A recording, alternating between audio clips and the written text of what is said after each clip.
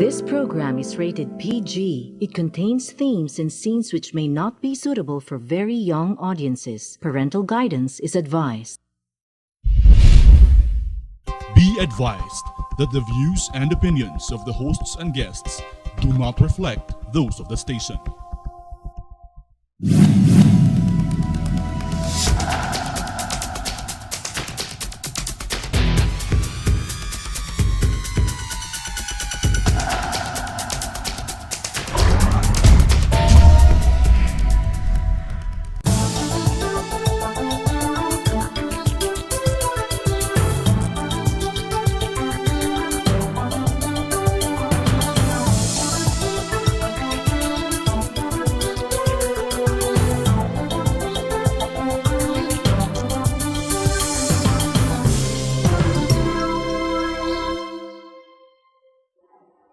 Katatapos lang po yung sabi nga Marawi War.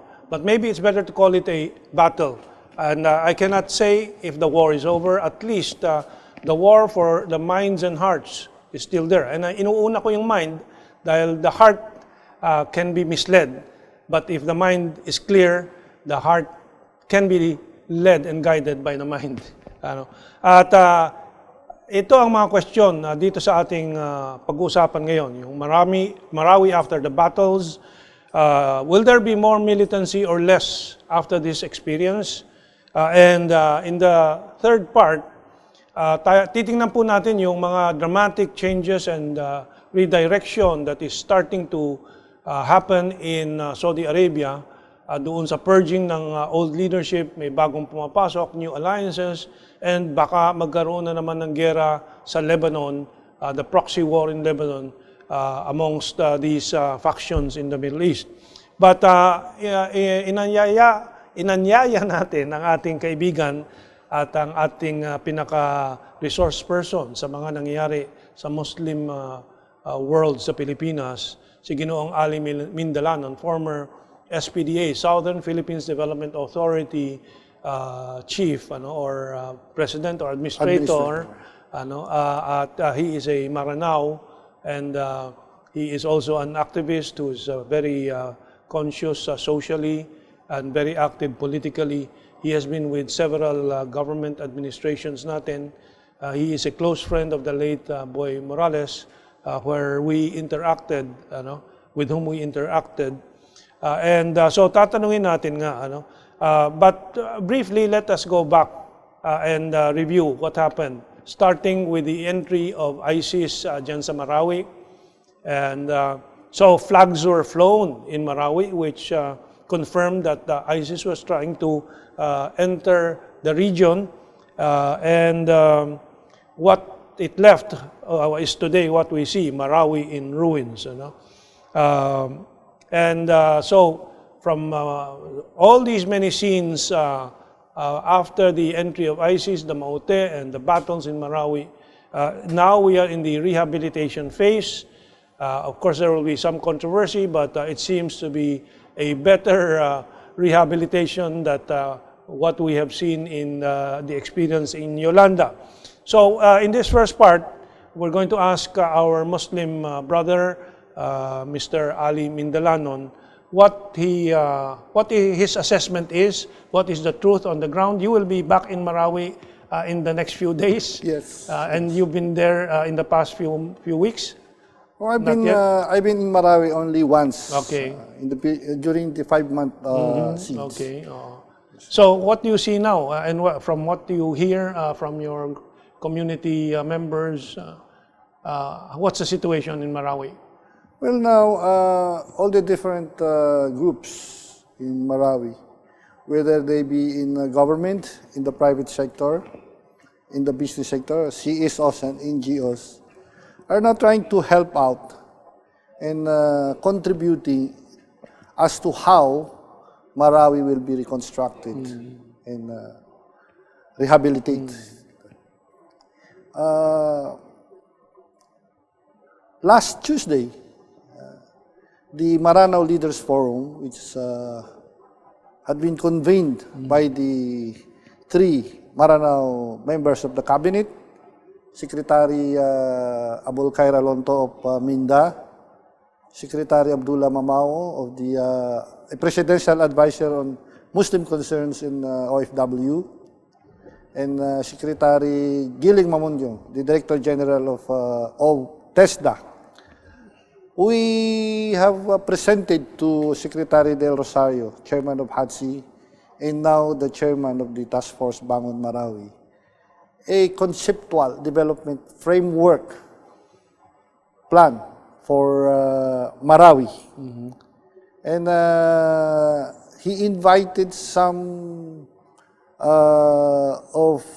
departments in the government who are members of the task force and some private sector. In fact, San Miguel Corporation sent a representative during that presentation in the person of General Capco and General Ariel Quiroben.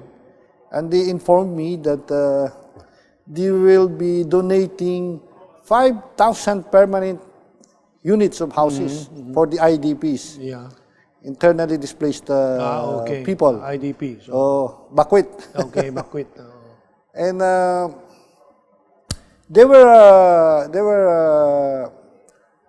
pleased with our presentation, and they asked us about how much will it cost. Sad to say, we have not yet go on the numbers because we only presented the concept. But most probably the ballpark figure that we will be submitting for Marawi City alone, not including the province of Lanao del Sur. Bakit? Marami pa bang ibang kalat na area na nawasak Yes. din? If you remember, the first seeds was in the municipality of Putig, in Lanao del Sur. And then in the municipality of Madalong, and then in the municipality of Piagapo, before Marawi. Ganyang kagrabe din ba? Hindi naman masyado. Ay, hindi naman masyado, but it lasted for several days also, yung seeds nila. In fact, pinuntahan din ni Presidente Duterte ang Butig after the war. If we have a total map of, a complete map of Marawi City, hindi naman siguro 90% ang na-damage. Siguro 10, 5% ang totoong damage. No? We classify it into three categories. The severity of the damage. So, mga ilang percent yan? The minimum, medium, and the maximum. We have 96 barangays in Marawi. And out of these 96 barangays, we have about the severely damaged, about 24 so, malaki. barangays. Over 20%. Yung totally damaged. Talaga. O wala na. But hindi ba yung karamihan dyan nandun sa poblasyon, sa sentro? yes, in the center of the town. And yung pang pinakamahirap i-rebuild because of concrete structures and so on. The main battle area. In fact, the first thing that the task force will do is to clear the area of debris and rubbles. And not only that, of the unexploded bombs. Yeah, and, that will take a long time. Yes, and the improvised explosive devices IEDs, of the Mautis.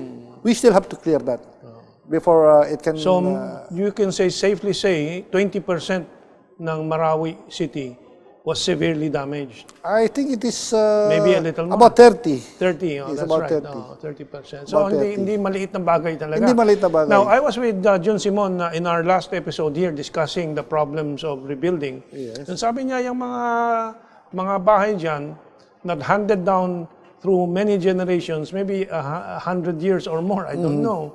Walang titles ang marami. Walang property lines na defined. And the communal sharing. How do you now determine who will go back where? We have included that in our plan because, in 1903, President Theodore Roosevelt, declared a portion of Marawi City as a military reservation. They call it Kamkietli Military Reservation of about 6,000 hectares. And out of that 6,000 hectares, about 2,000 was already occupied by the military camps, government offices, the Mindanao State Universities, and some areas which was ceded to the private sector or utilized by the government. And so we had recommended that a cadastral survey must be... So may titulo na. To make a long story short, merong... Yes. May titulo na. Some areas. Some areas. Yes, subtitles. Yung mga walang titles, how will you resolve it? Well, President Duterte announced publicly that he will return those declared military reservations to the ancestral owners, to those who own it even before... How do you determine that? Ancestral ownership, wala namang papeles din yan. Meron ba? Kaya nga, but we have that institutional memory. Merong Yes. tradition May passed tradition on, and passed on. and recognized by the community. Yeah, Yun ang recognized by the importante. community. Ayun ang importante. We still have the Marawi Sultanate League, an organization of members of the royal families in Marawi City who organize themselves and who takes care of this problem. Yeah. Now, in the meantime, yung mga bakwit, Yes. may temporary housing, yun yung Yes. pinapakita na wooden and the galvanized roof and Yes. so on. So that's temporary, maybe Temporary. a year, two, but the reconstruction will take many years siguro. 5 years would just be... We have our timeline. Meron ba? Anong timeline dyan? You're correct, about 3 years. Okay. Yes, our timeline. We have now constructed about 1,100 temporary The houses. temporary housing can be funded by government. Yes. But the permanent housing, yung mga families ni mismo ang gagastos na doon. As of Hollow now- block, steel bars, and so on. As of now, we have not yet resolved that. But Maybe government can extend loans. yes, and they can subsidize. Okay, and then may Or- or subsidy. and then maybe the people of Marawi can demand reparations for their property. Sa bagay, reparations is, government didn't want it, di ba? Yeah. But what can you do? The It's a people war. also didn't want it. And the people also didn't know. Okay, maybe the rest of the nation should understand and support taxation for it, di ba? That is why we are very thankful to San Miguel corporations because they will be donating 5,000 permanent houses. Okay. Paano yan? Islam is against beer. San Miguel says, I'm just joking. Yes, but they also produce Other food. goods. Yeah, okay. Sige. Good. So things seems to be going in the right direction. Yes, And yes. may hope talaga, ano? And just yesterday, I was reading a news item from ABS-CBN that Secretary Del Rosario announced those IDPs who are not willing to go back to their places, or who do not want to stay in the government temporary housing, they will extend an amount of 210,000 for them to start rebuilding their houses. Loans or grant? don't know Maybe it's in a form of soft loan or whatever.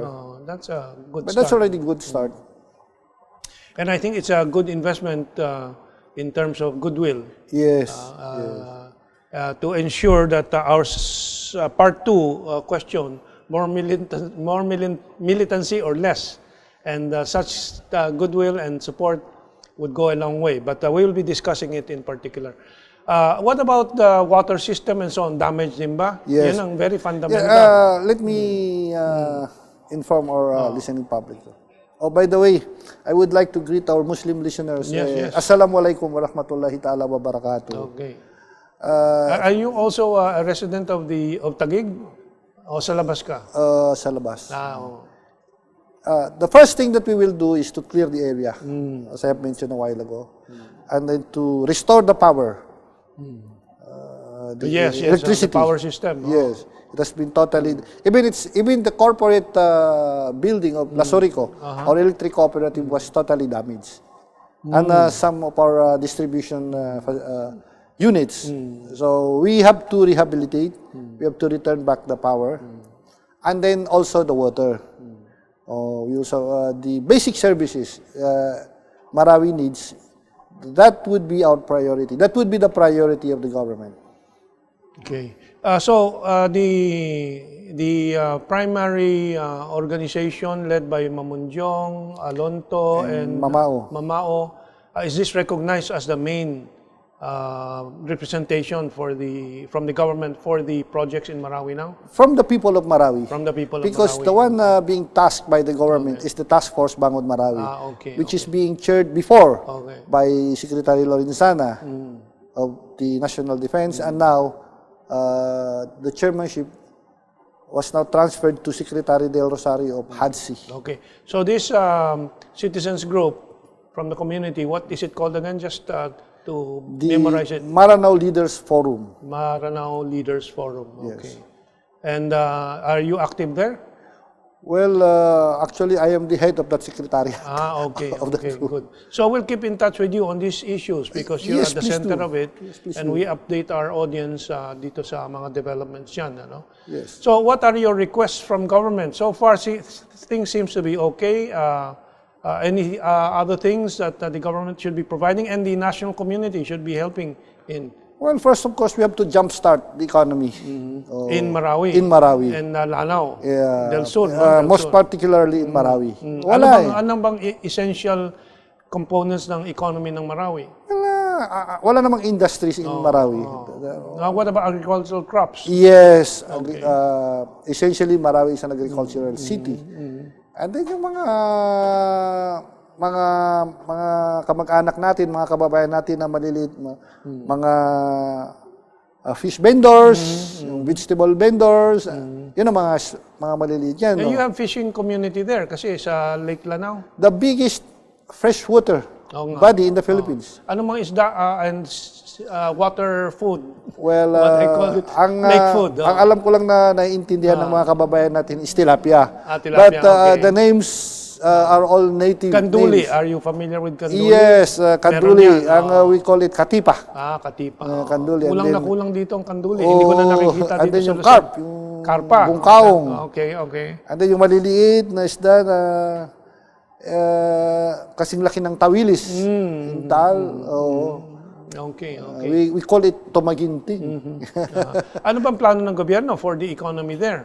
Meron bang introduce, I think, freezing facilities or things like that? Yes, I think that is one of our plans, one of our programs that we will submit to the government to help us out, enhance or put some more species of fishes in the lake. Okay, yeah. And then yung to What about tourism? It's an ideal place. It's a high elevation, cool weather. And our so on. weather is between the weather of Tagaytay and Baguio. And Baguio. Because our lake elevation, the lake elevation is 710 meters above sea level. But the land area is even higher. Aabot ata kami ng mga 800 meters. So, do you think tourism is something that can be developed? Domestic tourism? In fact, that is where we are trying to focus our... But do you have the facilities there in Marawi City? The hotels or we will be putting it up. hostels? We will be Yun, putting it okay. up. Because I'd be one of the first that would like to visit. Please be our guest. Okay. Well, anyway, this first part where we have our last 30 seconds. How do you sum it up, Marawi after the war? Marawi after the war. You know, the Maranaos, we the Maranaos, are very resilient people. Remember that this is not the first siege that we had experienced. Okay. This is only a part of a series of several sieges from the time of the Spanish to the Americans to the Japanese. Okay. And then in 1972, October of 1972, the first siege in Marawi. And then, which lasted for 3 days, in Marawi City mismo. I was then a fourth-year high school at that time. And Marawi was also evacuated at that time. Well, 1 month after the proclamation of the martial law. And then now, and if you will notice, most of the commercial centers in Metro Manila and elsewhere in the country, where there are commercial centers, makikita mo, Maranaos are there. Maranao. Okay. Well, so you were ending with a note of hope for the future of Marawi. So stay tuned for the second part Do we expect more militancy or less militancy after this? Let's take this break.